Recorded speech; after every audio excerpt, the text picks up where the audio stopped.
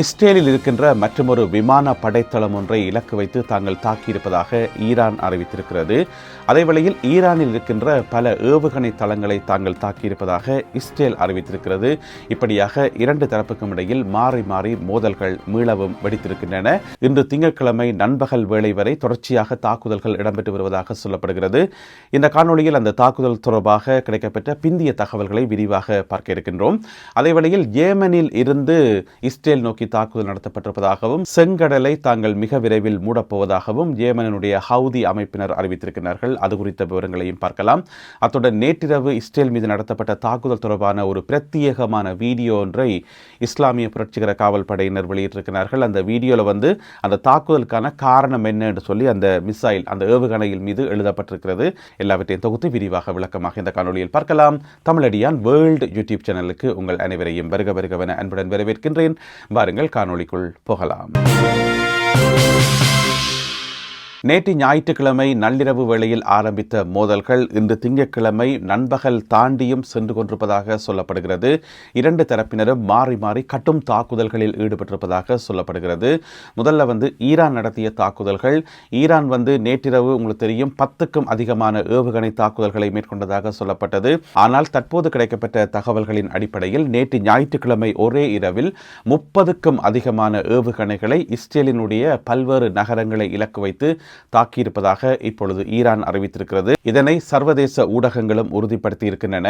இன்றைக்கு திங்கட்கிழமை காலமா பார்த்தீங்கன்னு சொன்னா இஸ்ரேல் இருக்கக்கூடிய மிக முக்கியமான விமான படைத்தளம், விமான படையினருடைய படைத்தளம் டெல் நொஃப் ஏர்பேஸ் என்று சொல்லி, அது இஸ்ரேல் இருக்கக்கூடிய இஸ்ரேலிய இராணுவத்தினுடைய படைத்தளங்களில் மிக முக்கியமானது இந்த டெல் நொஃப் விமான படைத்தளம். பிரிட்டிஷ் காலத்தில் ஆங்கிலேயர்களால் ஆரம்பிக்கப்பட்ட இந்த விமான படைத்தளம் இஸ்ரேலினுடைய இதய பகுதியில் இருக்கின்ற மிக முக்கியமான ஒரு படைத்தளம் என்று சொல்லப்படுகிறது. இந்த படைத்தளத்தில் பார்த்தீங்கன்னு சொன்னால் F-15 ஈகிள் ஸ்ட்ரைக் விமானங்கள் உள்ளிட்ட ஏராளமான யுத்த விமானங்கள் ஒரு பக்கம் அங்கிருந்தான் தங்களுடைய நடவடிக்கைகளை மேற்கொள்கின்றார்கள்.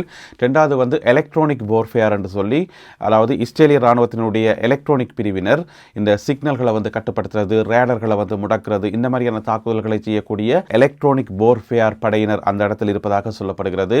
அதே போல ட்ரோன் அணியினரும் இந்த குறிப்பிட்ட படைத்தளத்தில் இருப்பதாக சொல்லப்படுகிறது. எனவே இப்படியான ஒரு மிக முக்கியமான ஒரு விமான படைத்தளம் தான் டெல் நொஃப் ஏர்பேஸ் என்று சொல்லி, அதன் மீது ஈரான் தாக்குதல் நடத்தியிருப்பதாக சொல்லப்படுகிறது. சேத விவரங்கள் குறித்த தகவல்கள் இதுவரை வெளியாகவில்லை. இப்படியாக நேற்று ஞாயிற்றுக்கிழமை இரவு மட்டும் 30க்கும் அதிகமான ஏவுகணைகள் ஏவப்பட்டதாக சொல்லப்படுகிறது. இந்த ஏவுகணைகளில் உங்களுக்கு தெரியும், பொதுவாக ஈரான் ஒவ்வொரு தடவையும் ஏவுகணைகள் ஏவும் போது அதில் ஏதாவது ஒரு வசனம் ஒன்றை போட்டிருப்பார்கள். அந்த வசனத்துக்கு ஆழமான அர்த்தங்கள் இருக்கும். அந்த தாக்குதலுக்கான நோக்கம் சொல்லப்பட்டிருக்கும்.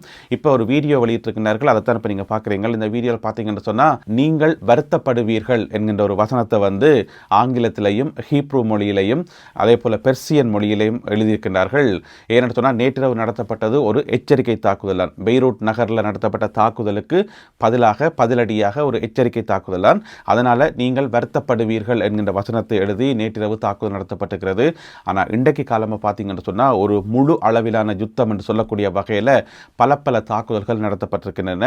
உடனடியாகவே நேற்று இரவே இஸ்ரேலினுடைய விமானங்கள் ஈரானுக்குள் ஊடுருவி பல இடங்களில் தாக்குதல் நடத்தியிருப்பதாக சொல்லப்படுகிறது. மிக முக்கியமாக தலைநகர் தெஹ்ரானில் 2 சக்தி வாய்ந்த வெடிப்பு சத்தங்கள் கேட்டதாக சொல்லப்படுகிறது. அதே போல இஸ்ஃபஹான் நகரம் மற்றும் தப்ரிஸ் நகரம் ஆகியவற்றில் இருக்கக்கூடிய முக்கியமான இலக்குகளை தாங்கள் தாக்கியிருப்பதாக இஸ்ரேலிய படையினர் அறிவித்திருக்கின்றார்கள்.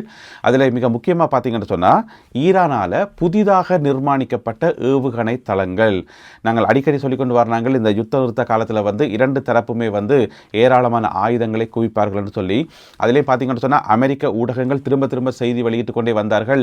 ஈரான் புதிய ஏவுகணைகளை உற்பத்தி செய்கிறது, பழைய ஏவுகணைகள் எல்லாம் அவர்கள் தோண்டி வெளியே எடுத்து விட்டார்கள், புது பாதுகாப்பு கட்டமைப்புகளை அவர்கள் உருவாக்கி கொண்டே வருகின்றார்கள், ஏற்கனவே சேதமடைந்த சகல இடங்களும் புனரமைக்கப்பட்டு வீதிகள் எல்லாம் போடப்பட்டு அதுக்கெல்லாம் கொங்கிரீட் எல்லாம் போடப்பட்டு சொல்லி நாங்கள் கடந்த காலங்களில் செய்திகளில் நிறையவே பார்த்திருக்கிறோம். ஏன்னு சொன்னால், இந்த குறுகின காலத்தில் மிக வேகமாக ஈரான் தன்னை புதுப்பித்துக் கொண்டதாக சொல்லப்படுகிறது. எனவே நேற்றிரவு இஸ்ரேல் நடத்திய தாக்குதலில் குறிவைக்கப்பட்டது பெரும்பாலும் புதிதாக உருவாக்கப்பட்ட ஏவுகணை தளங்கள் என்று சொல்லி இஸ்ரேலிய தரப்பில் சொல்லப்படுது. இருந்தாலும் இரண்டு தரப்பு இழப்புகள் சம்பந்தமாகவும் சுயாதீனமான செய்திகள் வெளியாகி என்றதையும் நாங்கள் கவனிக்க வேண்டியிருக்குது. இரண்டு தரப்பும் மாறி மாறி வெளியிடுகின்ற தகவல்கள் தான் இதுவரை கிடைக்கப்பட்ட தகவல்களாக இருக்கின்றன. அதேவேளையில் ஈரானில் இருக்கக்கூடிய மிக முக்கியமான ஒரு ரசாயன உற்பத்தி சாலை, அதனுடைய பேர் கருண் பெட்ரோகெமிக்கல் பிளான்ட், கருண் பெட்ரோகெமிக்கல் பிளான்ட், அதன் மீது தாங்கள் தாக்குதல் நடத்தியிருப்பதாக இஸ்ரேல் அறிவித்திருக்கிறது. அந்த இடத்துல சாதாரண உற்பத்தி பொருட்கள், ரசாயன உற்பத்தி பொருட்கள் என்று சொல்லப்பட்டாலுமே கூட அங்கே வச்சு தான் மிசைல்ஸ், ஏவுகணைகள் உற்பத்தி செய்யப்பட்டதாக இஸ்ரேலிய தரப்பால் குற்றச்சாட்டு முன்வைக்கப்பட்டிருக்கிறது. எனவே அதன் காரணமாக அந்த தாக்குதலை தாங்கள் நடத்தியிருப்பதாக, அதேவேளை அதற்கு பதிலடி வழங்கும் விதமாக, கருண் பெட்ரோகெமிக்கலுக்கு பதிலடி வழங்கும் விதமாக இஸ்ரேலில் இருக்கக்கூடிய ஒரு பெட்ரோகெமிக்கலை தாங்கள் இலக்கு வைத்திருப்பதாக IRGC அறிவித்திருக்கிறது. இப்படியாக இரண்டு தரப்புக்கும் இடையிலான மோதல்கள் இன்று திங்கட்கிழமை நண்பகல் தாண்டியும் சென்று கொண்டிருப்பதாக சொல்லப்படுகிறது. நேற்றிரவு அமெரிக்க ஜனாதிபதி டொனால்ட் ட்ரம்ப் அவர்கள் அறிவித்திருந்தவர் தான் இஸ்ரேலிய பிரதமர் பெஞ்சமின் நெத்தன்யாகு அவர்களை கேட்டிருப்பதாக, அதாவது மீள தாக்குதல்களை ஆரம்பிக்க வேண்டாம், அப்படியே நிறுத்த சொல்லி. ஆனால் டொனால்ட் ட்ரம்ப் அவர்களுடைய பேச்சுக்கு ஒரு விதமான மரியாதையும் இல்லை என்றது இங்கே நிரூபிக்கப்பட்டிருக்கிறது. கடந்த காலங்களையும் டொனால்ட் ட்ரம்ப் அவர்கள் நிறைய விஷயங்கள் சொல்லியிருக்கார். நான் அப்படி சொல்லியிருக்கிறேன், இப்படி சொல்லியிருக்கிறேன், பெய்ரூட் மேலே தாக்குதல் நடத்த வேண்டாம், லெபனான் மேலே தாக்குதல் நடத்த வேண்டாம் சொல்லி நான் சொல்லியிருக்கிறேன், எனவே இனிமேலும் தாக்குதல் நடக்காது என்று சொல்லி அவர் நிறைய வாக்குறுதிகளை கொடுத்துக்கிறார். ஆனால் எதுவுமே நடக்கிற மாதிரி தெரியல. இஸ்ரேல் அமெரிக்காவினுடைய கட்டுப்பாட்டுக்கு கீழே இல்லை என்றது நிரூபிக்கப்பட்டிருக்கிறது. அதனால தான் தாக்குதல்கள் தொடர்ந்து இடம்பெற்று வருகின்றன. இப்போ யுத்த நிறுத்தம் ஆரம்பிக்கப்பட்டு இன்றைக்கு ஜூன் மாதம் 8ஆம் தேதி, சரியா 2 மாதம் முடிஞ்சது. ஏனென்றா ஏப்ரல் மாதம் 8ஆம் தேதி யுத்த நிறுத்தம் கொண்டு வரப்பட்டது. இப்பொழுது முழுமையாக மீறப்பட்டிருக்கிறது. எனவே இனி மத்திய கிழக்கில் யுத்த நிறுத்தம், ஈரானில் யுத்த நிறுத்தம் என்ற பேச்சுக்கே இடமில்லை என்கின்ற அளவுக்கு கடும் தாக்குதல்கள் இடம்பெற்று வருவதாக இப்பொழுது சர்வதேச ஊடகங்களில் சுட்டிக்காட்டப்பட்டுள்ளது. இதேவேளையில் ஏமன் நாட்டிலிருந்து இஸ்ரேல் மீது தாக்குதல் நடத்தப்பட்டிருப்பதாக சொல்லப்படுகிறது. உங்களுக்கு தெரியும், ஏமனில் இருக்கக்கூடிய ஹவுதி அமைப்பினர் அவர்களுக்கு தேவையான ஆயுதங்கள், ஏவுகணைகளை வழங்கி அவர்களை பலப்படுத்துவது இஸ்லாமிய புரட்சிகர காவல் படை என சொல்லப்படுகிறது. எனவே ஹவுதி அமைப்பினர் இஸ்ரேல் மீது தாக்குதல் நடத்தியிருப்பதாக சொல்லப்படுகிறது. இது சம்பந்தமாக அவர்கள் ஒரு வீடியோ ஒன்றையும் வெளியிட்டிருக்கிறார்கள். அதை தான் இப்போ நீங்கள் பார்க்குறீங்க. இந்த வீடியோவில் என்ன சொல்லப்படுதுன்னு சொன்னால், நாங்கள் மிக விரைவில் செங்கடலையும் மூடுவோம், அதற்கு தயாராக இருக்கிறோம் என்று சொல்லி ஒரு எச்சரிக்கை ஒன்று கொடுக்கப்பட்டிருக்கிறது. உங்களுக்கு தெரியும், செங்கடலில் பப் அல் மெந்தப் என்று சொல்லி ஒரு நீரிணை இருக்கிறது. அங்கால எப்படி ஹோமோஸ் நீரிணை மிக மிக முக்கியமானதோ அதையே இன்று வரைக்கும் திறக்கவே முடியலை. எனவே அதே போல மிக முக்கியமானதான் பப் அல் மெந்தப். அதையும் மூடினா அப்படியே உலகமே மூடினதுக்கு சமம் என்று சொல்லலாம். அதுக்கு பிறகு உலகத்தில் இருக்கக்கூடிய எரிபொருட்களுக்கான விலைகளை நாங்கள் கற்பனை செய்து பார்க்க முடியாத அளவுக்கு எரிபொருட்களுக்கான விலைகள் அதிகரிக்கும். எனவே அதனை மூடப்போவதாக அவர்கள் இன்று எச்சரித்திருக்கின்றார்கள். எனவே இரண்டு தரப்புக்கும் இடையில யாராவது அவசரமாக தலையிட்டு இந்த யுத்தத்தை நிறுத்தினாலே ஒழிய மற்றும்படி சர்வதேச ரீதியாக பொருட்களின் விலை அதிகரிக்கிறது, எரிபொருட்களுக்கான விலைகள் அதிகரிக்கிறது, யாராலும் கட்டுப்படுத்த முடியாது. இதுக்கிடையில் சவுதி அரேபியாவிலிருந்து ஒரு செய்தி கிடைக்கப்பட்டிருக்கிறது. சவுதி அரேபியாவினுடைய மிக முக்கியமான விமான படைத்தளமாகிய அல் ஹாஜ் ஏர்பேஸ், அதன் மீது ஒரு தாக்குதல் நடத்தப்பட்டிருப்பதாக சொல்லப்படுகிறது. இந்த தாக்குதலை நடத்தியவர்கள் யார் என்கின்ற கேள்வி, அதுதான் பெரிய ஒரு கேள்வியாக இருக்கிறது. ஈரானிய இஸ்லாமிய புரட்சிகர காவல் படையினர் அறிவித்திருக்கிறார்கள், நாங்கள் சவுதி அரேபியா மீது எந்த ஒரு தாக்குதலையும் நடத்தவில்லை என்று சொல்லி. அப்போ ஈரான் நடத்தாட்டி வேறு யார் தாக்குதல் நடத்தியது என்கின்ற ஒரு கேள்வி இருக்குது. எனவே அது சம்பந்தமான மேலதிக தகவல்களுக்காக நாங்கள் காத்திருப்போம். சவுதி அரேபியாவும் உத்தியோகபூர்வமாக ஈரான் தான் அந்த தாக்குதலை நடத்தி என்று சொல்லல, ஒரு தாக்குதல் நடத்தப்பட்டிருப்பதாக சொல்லப்படுது. என்ன பிரச்சனை என்று சொன்னால், இந்த யுத்தம் எல்லாமே வெளிப்படையாக பார்க்கும்போது அமெரிக்காவுக்கும் இஸ்ரேலுக்கும் ஈரானுக்கும் இடையில நடப்பதாக வெளியில பார்க்க தெரியுது.